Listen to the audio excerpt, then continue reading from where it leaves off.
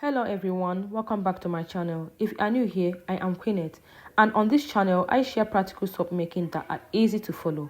In today's video, I'll be showing you how I made a hot process multi-purpose soap using palm kernel oil, which is PKO, tallow, animal fat, and shea butter, caustic soda, sugar solution, and the kaolin clay with my sodium silicate. The hot process method speed up saponification, making the soap ready for use much sooner than cold process soap. So if you are interested in learning soap making and improving your skills, do not hesitate to like this video, subscribe to my channel, and turn on the notification bell.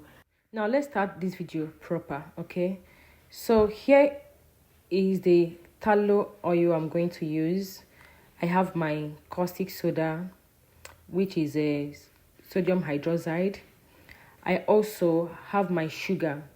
This is edible sugar. Yeah, this is edible sugar. So the next chemical is my sodium silicate. Okay, so I also have my kaolin clay. All right, so these are the chemicals I'll be working with in this production.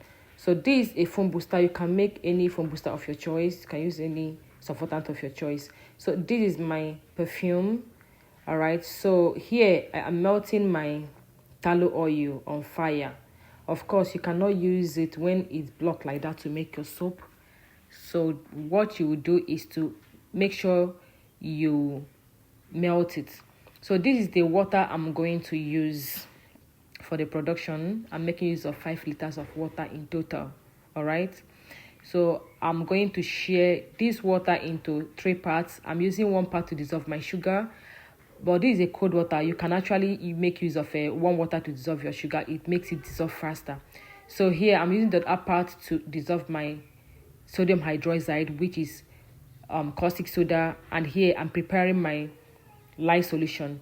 So here I am dissolving my kaolin clay. Of course, this kaolin clay is good for your skin. Also, we use kaolin clay to make a bathing soap. So this is a multi-purpose. So that's why I chose this kaolin clay for the production. So you are going to mix thoroughly. Remember, it sticks beneath your bucket. So what you are going to do is to make sure you stir it properly.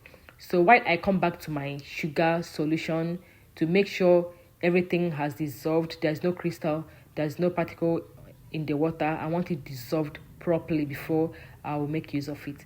Okay, here I'm measuring my PKO. So this is a 2 liter of PKO. So if you do not have your measuring cup of a liter, you can as well use a fabricated bucket like this one. This is a fabricated bucket. This bucket, it's every liter is written on the body. So if you cannot lay your hand on any measuring cup, you can use that bucket, okay, to measure your oil or water.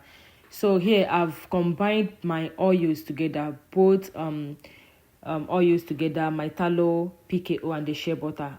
The 3 oil are in the bucket right now. So what I'm going to do next is to light my gas because we are making a hot process method.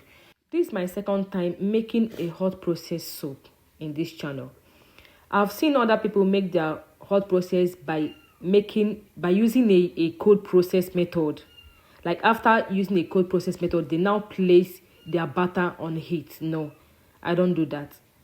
My oil will be on fire while I pour every of the chemical into my oil while it's still on the fire.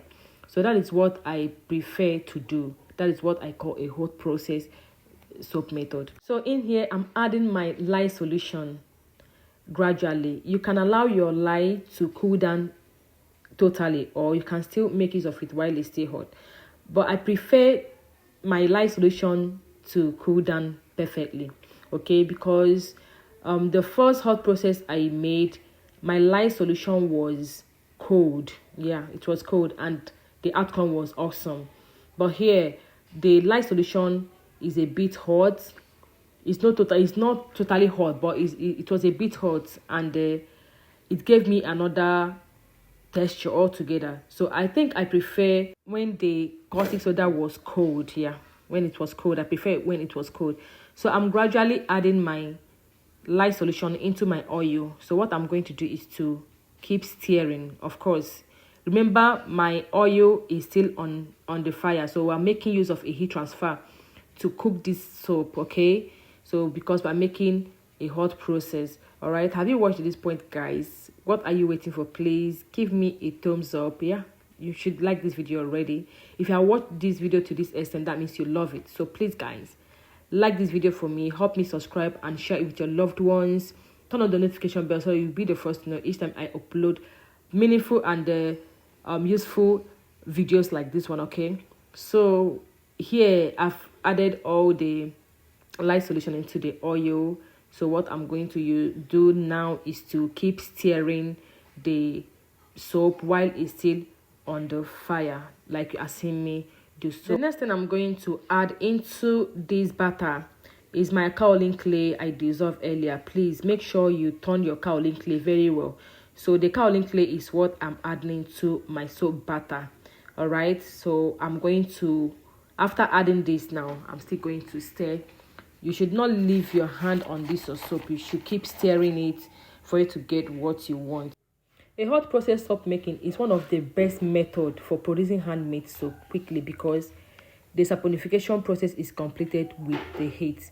All right, so understanding the hot process soap making, the steps help you when the soap is ready.